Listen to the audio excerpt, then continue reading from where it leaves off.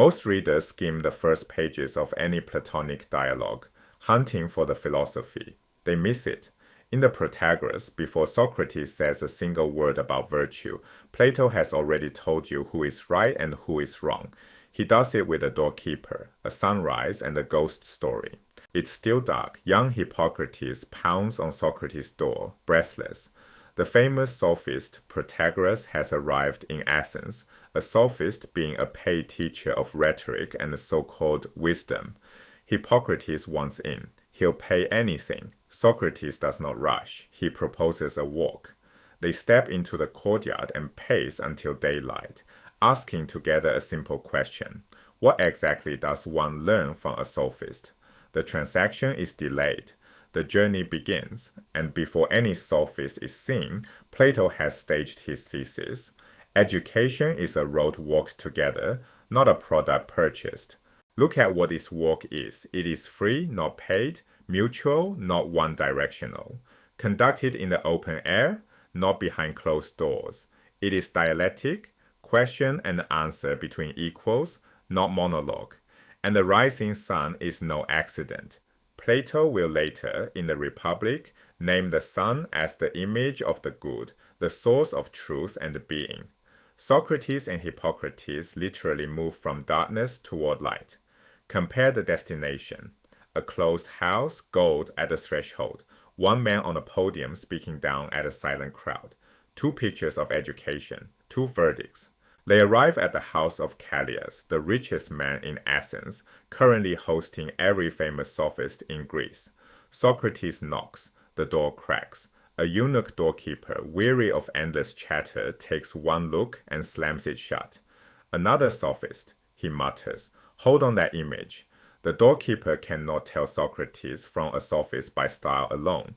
Neither can the Athenian demos, the people, who will one day vote to execute Socrates for corrupting the youth, mistaking the doctor for the disease. Athens, Plato hints, is philosophically castrated. It lacks the organ for genuine eros, the philosophical love of truth that distinguishes a seeker from a salesman.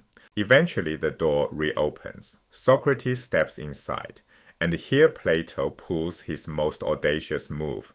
He restages Book 11 of the Odyssey. Callias' house becomes Hades. Socrates becomes Odysseus, descending among the shades. The men inside are biologically alive but spiritually dead. They drift in famous clusters, Protagoras pacing the colonnade with his entourage, Prodicus wrapped in blankets in a back room, Hippias enthroned and lecturing on astronomy. Each is named, each is recognized, and each, Plato will show us, has lost the one thing that makes a soul alive, the capacity to listen. Watch how Plato stages each sophist as a parody of his own vice. Protagoras, the great relativist who taught that man is the measure of all things, issues pronouncements so murky they contradict themselves, because on his own theory, ambiguity is clarity. Prodicus, obsessed with linguistic precision, generates spurious distinctions, equal versus equivalent, happiness versus joy, certainty versus sureness, distinctions without difference.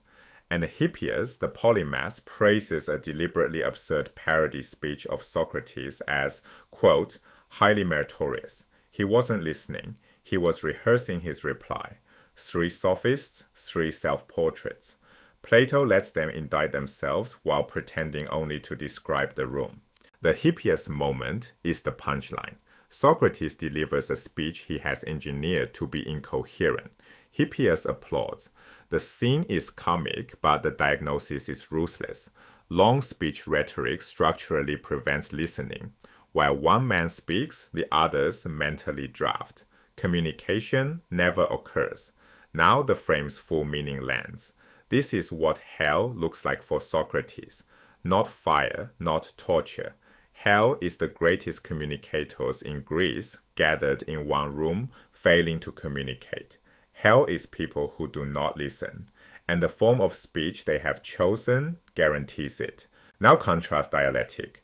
In question and answer, you cannot rehearse, because you do not know what will be asked. You must hear the actual question to give an actual answer. Listening is not optional, it is structural. This is why Socrates, throughout the dialogue, will keep trying to pry Protagoras off long speeches and back into short exchanges. The fight over form is the fight over substance. Whoever controls the form controls whether thought happens at all. Plato has made this argument before any character makes it. He made it in stage directions, in a walk versus a podium, a sunrise versus a closed room, a conversation versus a performance. So when you open the Protagoras and feel tempted to skim past the doorkeeper to reach the philosophy, stop. The doorkeeper is the philosophy. So is the dawn, so is the descent, so is the absurd applause. Plato is arguing in stage directions. The descent into the sophist's house is a descent into a world where speech has lost its soul, and Socrates' task, like Odysseus's, is to walk back out into daylight. The dialogue has not even begun, and Plato has already shown you everything you need to know. Keep walking, keep listening, and don't mistake the noise for the light.